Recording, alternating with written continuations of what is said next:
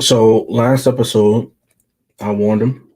I said, Anakin, take 15 minutes, relax yourself. You could save the galaxy. You could be a hero. Didn't listen to me.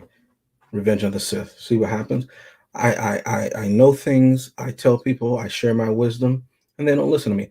I told Chrissy. I said, Chrissy, stop going to Paradise Island. She goes one time. What does she call it? Orgy Island.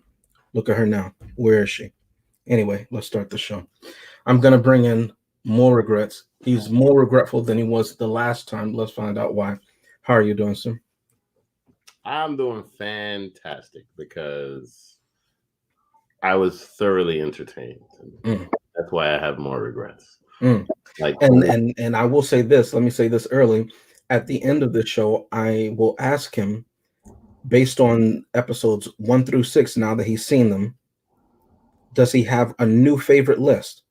I teased this earlier, a few weeks before. I'm very curious now. I'll give him some time to think about it. But let's bring in the person who you could arguably say is the star of tonight's episode. Why do I say that? Let me show you. It's the executive consultant. How are you doing? I'm doing fine. I'm a little confused. Star of tonight's episode. I mean, normally I would not disagree with anyone, Yes. but I don't see how I'm the star of tonight's episode. I mean, Well, listen, you're the Chancellor. You have that executive suite in the opera house in this movie. I saw it. the Chancellor was never wearing white. 6. I have executed. You turn the chosen one to the dark side of the Force. I And definitely your executed line, the I voice. believe it's quote, I can feel it. That's you say it better than I do. I mean, but you know, and then you became the emperor that this galaxy needs. I don't understand why. So what movie we were reviewing? I forgot. I completely forgot. What This movie is we were this is the biopic of the executive. No, I'm sorry. This is Revenge of the Sith that we're doing tonight. This is episode 3. We decided to do it in theatrical release order for 4, 5, 6, and then we went back and we did 1, 2, and 3. You suffered through Jar Jar Blackface Binks.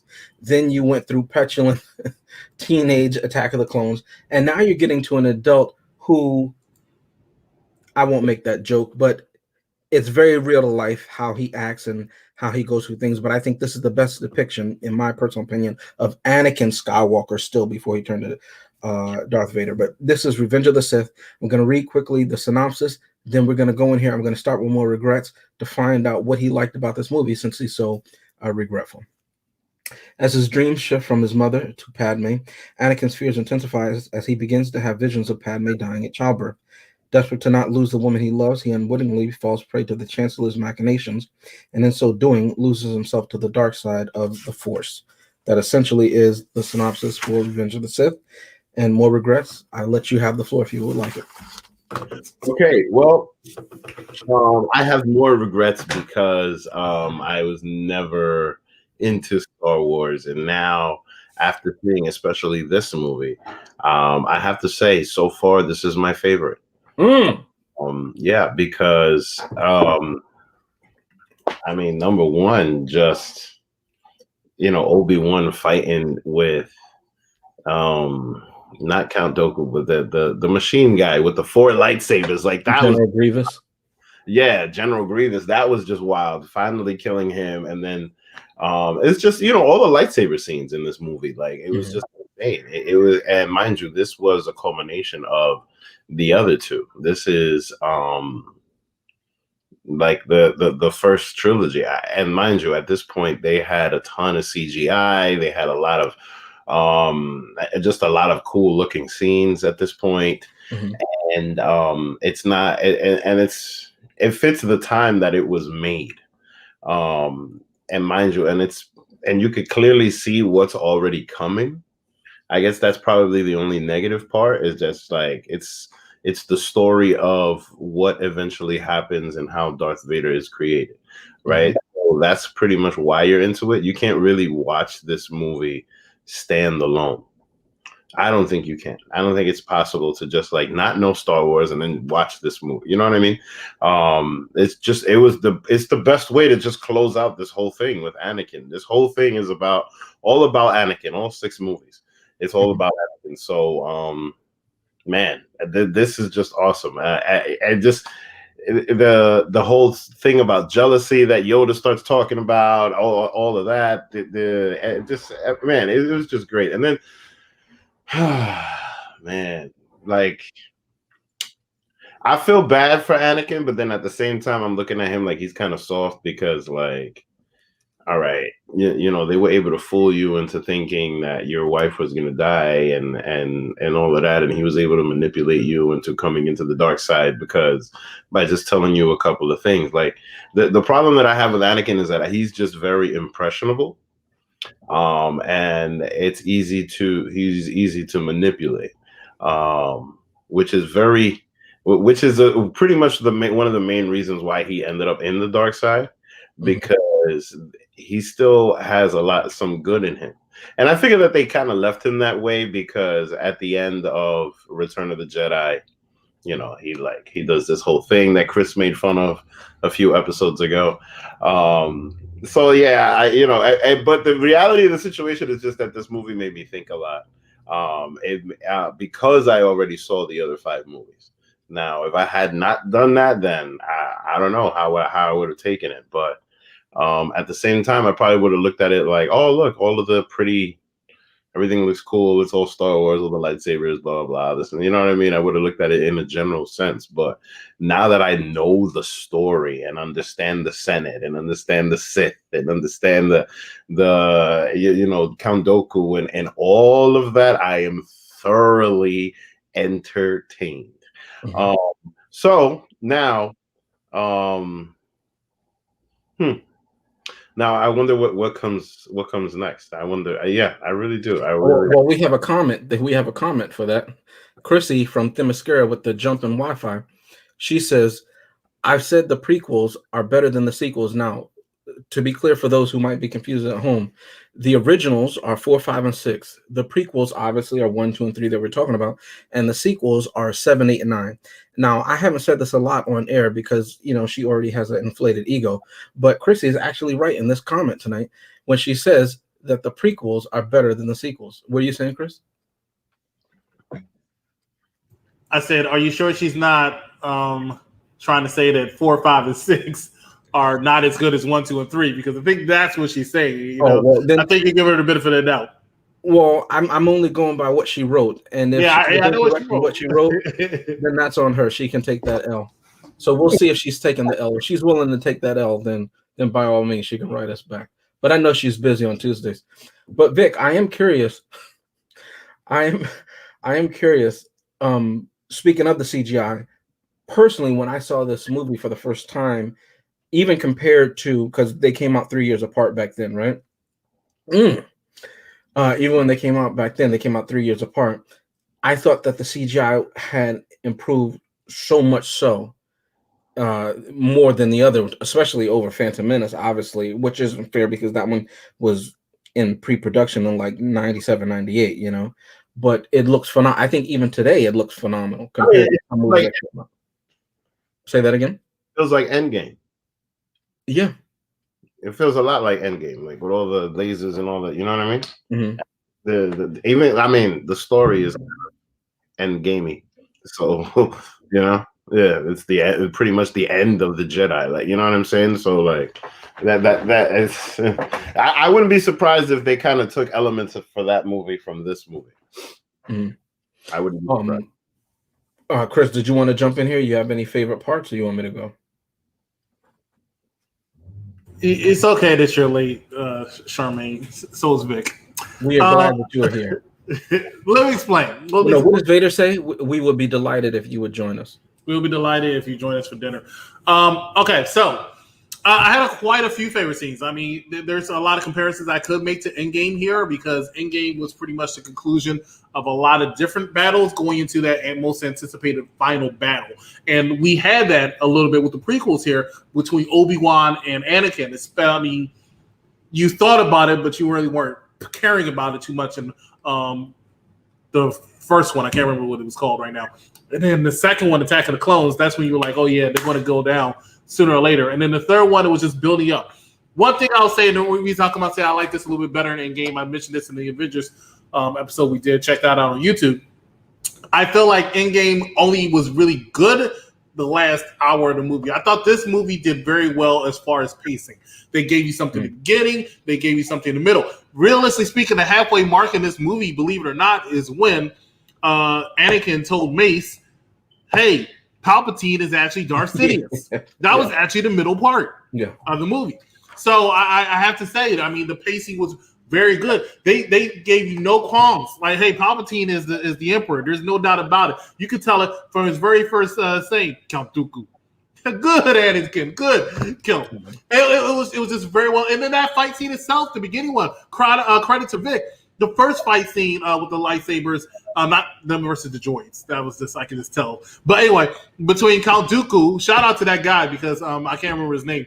But he was like 80-some years old when he did this. Yeah, and you know, he did not do, of course, that wasn't him that did those stunts, but he did as much of that as he could. So shout out to him. But that was a very good fight scene.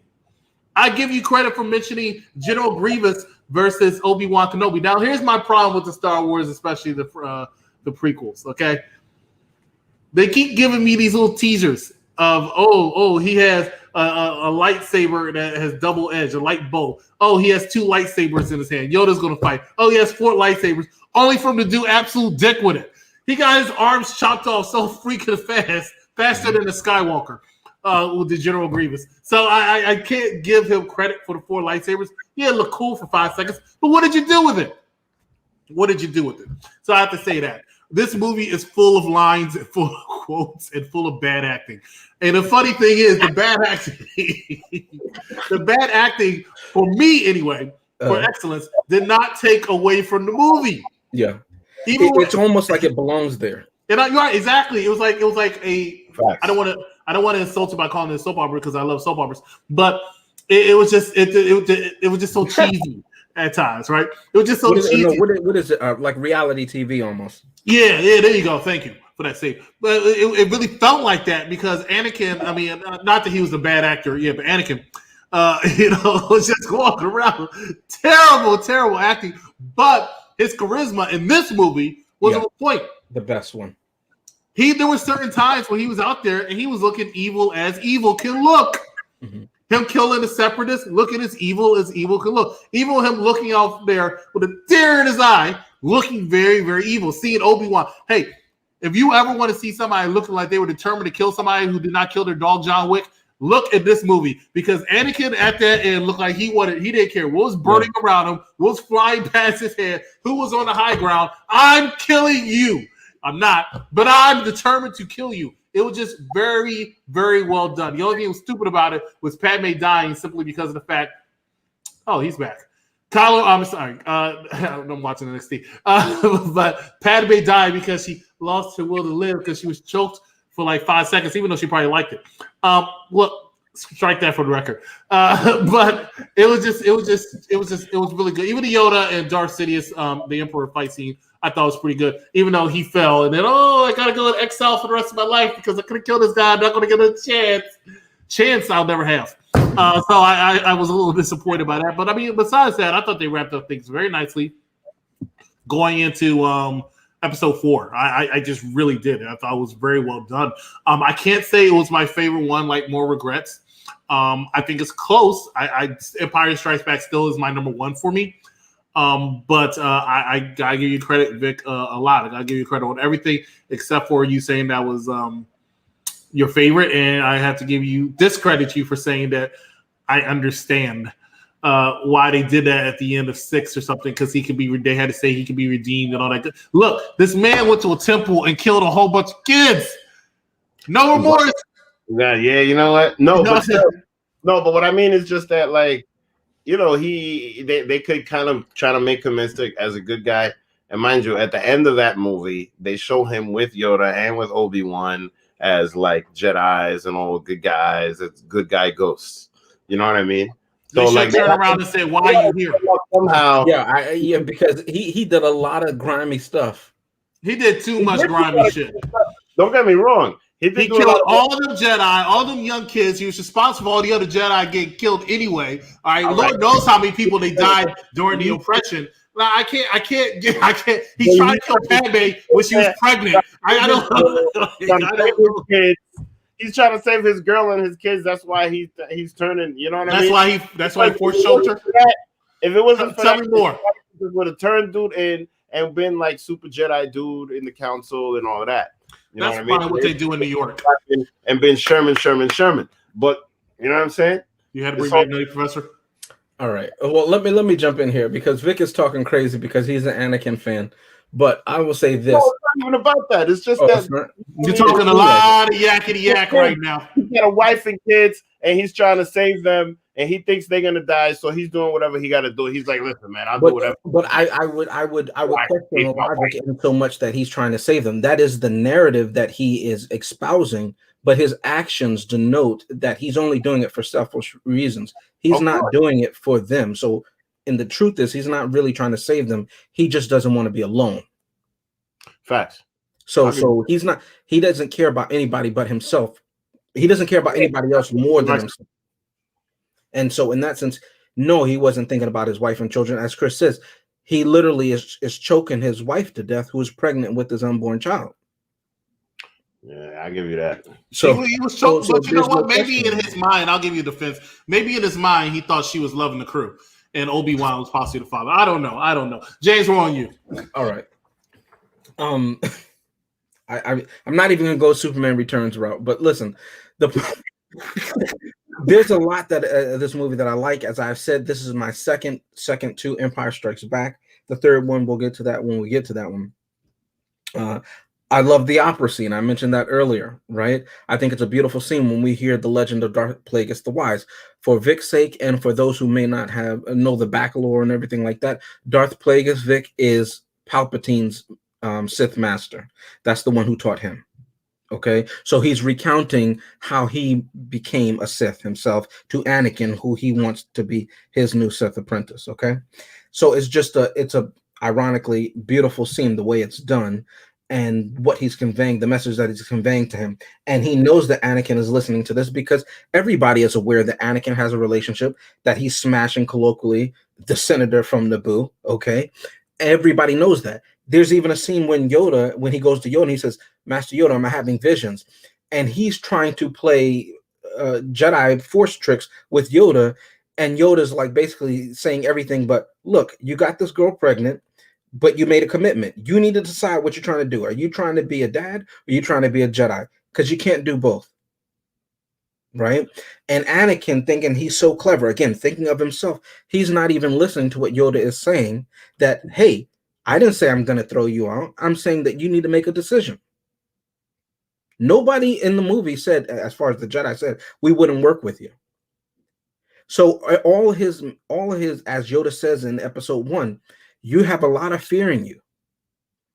Fear leads to anger. Anger leads to hate. Hate leads to suffering. Chris mentioned it when they were on Mustafar, right? That final "I hate you" that he screams out, he's getting burned alive. His lungs are being incinerated. And he's just looking at Obi-Wan, "I hate you." And Obi-Wan is like, "You were my brother. What are you talking about? Like, you went full deep end crazy." You know, he even told you, don't jump over me because I'm going to cut your legs off. Don't do it. And he says, "I have more power. You're underestimating me." He was always self-inflated because he never put in the legwork. No pun intended on that, right? But he never put in that work. And so the fight that he was supposed to handily win, he was overconfident and cocky, and that's why he lost it. Right? The opening scene of this movie, when you have the two Jedi starfighters, and for a Star Wars movie, you have to understand something. In Star Trek, it's not uncommon, but in Star Wars, it's very uncommon. The big thing in 1977 when Star Wars came out was that there's sound in space. Before that, space movies didn't have sound. It was always quiet. There might have been an orchestral theme, but space, there was maybe a hum, right? Which we hear in NASA when they release those sounds and everything like that. In Revenge of the Sith, the opening, when you see the two Jedi starfighters and you see Anakin and Obi-Wan in their starfighters, it's almost quiet. There's a low hum, and they're flying over the precursor to the Star Destroyer, and then they turn and they go underneath it, and you see that there's a giant battle over the planet Coruscant. And that's when you hear all the sound. That's a beautifully shot scene and sequence that they did in that movie. Just credit due. We're talking about CGI and everything like that. It's just well done. Chris talked about General Grievous when he fought him. I like that he had to pry open the chest plate because it was covered up, the armor, and then he had to use the blaster that he hates. As he throws away, he says, "Such a uncivilized weapon." You know what I mean? I love the fight between Palpatine and Mace. If you don't know, Mace Windu, he uses Vapad, and Vapad is a fighting style that uses the dark side energy, right? Meaning that when you're fighting somebody who's using the dark side, you're counteracting their force and power. So you're like doubling and doubling and doubling and doubling over. That's why the Emperor couldn't overcome him. So everything that the Emperor was throwing at him, he was able to counteract it. And he would have won if not for that fool boy Anakin running in there and not listening again and again, thinking of himself because he didn't want to be alone, right? I liked I already mentioned Yoda hinting to Anakin that he already know. Battle of the Heroes, that fight between brother and brother on Mustafar. That's epic. That's epic. We've never seen saber fights like that. Not even in the sequels that Chrissy mentioned. That alone, I would have paid to see that movie. I mean, I paid the ticket for that movie because it was just incredible. Callbacks to Duel of the Fates when you have Yoda and the Emperor fighting, right? In the Galactic Senate. And then you have Battle of the Heroes playing on Mustafar between brother and brother. I like that one. And then, of course, we got to mention Order 66, and we finally see how it was that all the Jedi were wiped out, or seemingly all the Jedi were wiped out across the galaxy, that they had these chips in these clone troopers, right? So it's just a lot of that they paid off, a lot of setup that they paid off, a lot of backstory that we didn't really understand or know that wasn't filled out or might have been an ancillary material and everything like that. There's a lot of information in this movie. And as you know, I like movies with information. I don't just like flashy, punchy, run. And this movie has a lot of depth to it. I'm sad that they chopped off my man Mace Windu's arm and then blasted him out of a window. But in the ancillary material, he survived because he's Mace Windu, and Sam Jackson doesn't go out like that. You saw what they tried to do to him in Winter Soldier, and he dug a hole in the ground in like 10 seconds. So he doesn't go out like that. But anyway, this is my number 2 movie, Star Wars movie. Number 1, obviously, is Empire Strikes Back. And when we get to the third one, I will explain that. And I think that perhaps Vic might switch around his answer because when he sees it, he's going to geek out. I believe that. Chrissy says, Kylo Ren wishes he was peak and emo like Anakin. I wish Kylo Ren was a man. That's what I wish. Because he acted like a petulant female throughout that entire sequel trilogy. It was garbage. He was garbage. I came in there thinking this man was a boss. He stopped the plasma bolt, and all he did was cry throughout the whole movie. I said, man, what's going on? Does he need testosterone? What is going on? I was so confused by the whole thing. This girl has force powers, but she has no training. What is going on? This man is a sanitation worker for the First Order, yet he's able to use a lightsaber against a trained Jedi. James. That movie's next week. I don't know. Now. Ladies and gentlemen, speaking of that movie, we'll be back after this commercial break. We'll come back with our final thoughts. Stay with us. You're watching Unpopular Review. God dang it, James. Like, Jesus.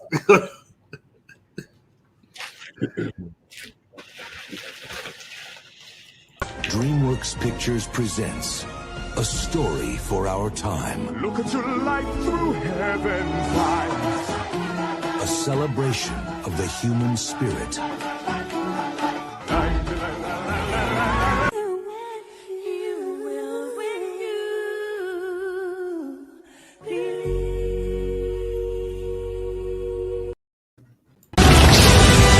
The Force, it's calling to you.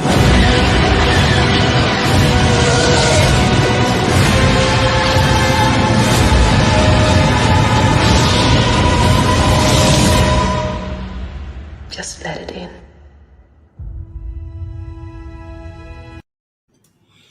Apparently, we're reviewing next Tuesday, James Best's favorite movie, The Star Wars: The Force Awakens. He loves it so much he couldn't wait for it. Instead of talking about what we're talking about today, which is Star Wars: Revenge of the Sith, please make sure you join us on Thursday for the fans pick, first time ever. If you want to pick, just make sure you leave a comment on us on YouTube. But this will be The Prince of Egypt. And also, make sure that you check us out on our YouTube at UPRE. We have some good content over there. No Man Land. is currently up there, as well as a review of The Wolf of Wall Street. Some Oscar winners there done by the Dirt Sheet Kate and Flip Flops. And they're also reviewing Loki movies going up into the Loki TV series. They just did Thor: The Dark World, I believe. No, this is coming out this Sunday, so looking forward to that. But right now, ladies and gentlemen, watching Unpopular Review, and we're reviewing Star Wars: The Revenge of the Sith. Final thoughts, more regrets. We'll start with you. Oh, my mic is up. Okay, cool. So, the thing that I liked the most about this movie was the final confrontation between Obi-Wan and Anakin. Where basically, they were just like, come on, bro, what's going on here? Like, I thought we was boys, and like now they, because of this, now you're not my friend no more. Like, what happened? You was the chosen one. You were this, you were that. And Anakin is just like, whatever. So it is, and the lightsabers and everything, it was just amazing. And then eventually, and Anakin just becoming Darth Vader with the mask and the whole nine, and then they're just giving you the here we go. Now you're ready for Star Wars 4. I just loved it. Why? I mean, possibly because this is the first time that I'm seeing it. So I might just be internalizing it that way, because now I'm just like, okay, finally I understand this story. But I do have more regrets, because I clearly wish I would have seen this a lot sooner. I probably maybe I would have internalized this differently if I would have seen it as a child. But man, I thoroughly enjoyed this. Even especially, you were the chosen one. Like, damn, like, all of that. Like, it's just a great series. But one thing that I must say is definitely start at 4. You have to start at 4. It's mandatory to start at 4. This has been a roller coaster ride so far. Apparently, this ride ends here. Apparently, from like what a lot of people have been saying, the rest of this ride is downhill. So let's see what happens. You know what I mean? I'm going to go into it with a very fresh perspective. But a lot of people are just like, oh no, you're going to be thoroughly disappointed. I hope not. I really do. But clearly, this was a thumbs up.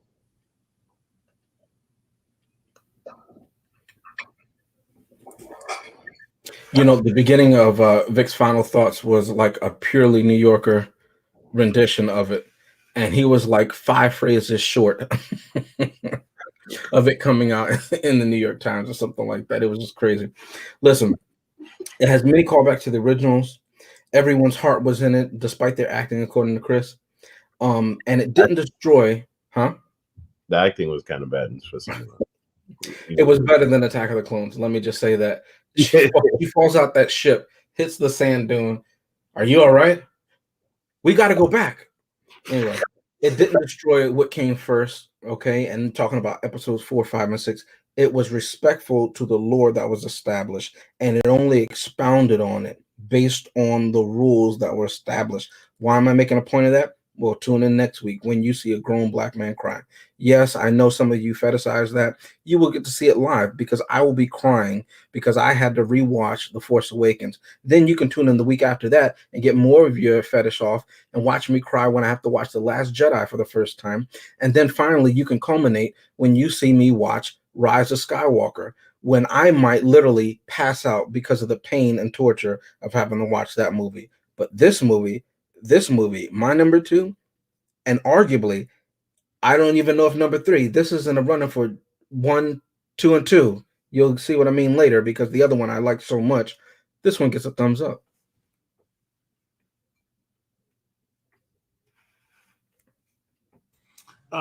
Let's just cut down the chase. It's going to get 3 thumbs up. Like, let's just be real, okay? This movie cost $180 million. $113 million to make. It made $868 million worldwide, $380 million in the United States. Got a 7.5 out of 10 on IMDb.com. This movie has a lot of quotes. It has a lot of characters. It is a very good movie. It's one of those movies that were highly anticipated for years and lived up to the hype. Not a lot of movies can do that. This one successfully done it, despite, I'll say, the bad acting. But like I said, the bad acting was so bad and the storyline was so cheesy, it all worked. It all worked all the way up until he's saying, "You'll never take over me," after I just choked her. It was just, even, you know what was so funny? Even during that scene, when Obi-Wan came out of the ship, he watched it get choked. He watched it get choked in his Superman position, right? But listen, you know what he was thinking in his head? He was thinking, "Didn't I warn you, girl? Didn't I give you the house? You lied to me. You told me you didn't know where he is. Now you're getting choked. I'm gonna watch. It was so funny because even when Obi-Wan looked to check the camera thing, he was like, Yoda was already on his, I already know it. I don't even need to tell me. He said, "You're not going to like what you see." Because he didn't see that little moment where every time something happens in the Force, Yoda starts, right? Like he did it when he got named Darth Vader, he did this, but I think it was more because Mason, all the Jedis in red shirts died because Lord knows they had no training because the Emperor just killed the Jedi just like that, right? One blast. He's just like, it's treason then. Boom, boom, boom. They just said, you know, like they were auditioning for Pornhub. But it was so funny. It was so funny. What is he? Mace brought henchmen back there to Mace didn't care. He was like, "Oh, he killed 3 people. Who cares? You know what I'm saying? I just proved why I'm a badass." And you know, fun fact is that the way he was supposed to die was different. But Samuel L. Jackson, true story, went to George Lucas and said, "Hey, I don't want to die like no bitch," and they changed it around a little bit. But it was just so funny. So Yoda didn't need that. He already knew, like, I knew this brat was trouble since day one. Warned you I did. That's what he wanted to say. Told you so I did. But he didn't say, he was like, hey, you're not going to like what you see. You're not strong enough to kill the Emperor. You can go kill that bitch I told you to kill when you first made him your apprentice. Ladies and gentlemen, that's the end of this episode. Please make sure that you stay tuned for Star Wars Recast, which will be on UPRE sometime before the end of the week. Thank you so much for watching us. Vic, take us home. All right, ladies and gentlemen, thank you for joining us on another edition of Unpopular Reviews Entertainment. This was Star Wars Revenge of the Sith. Thank you for joining us. God bless and good night.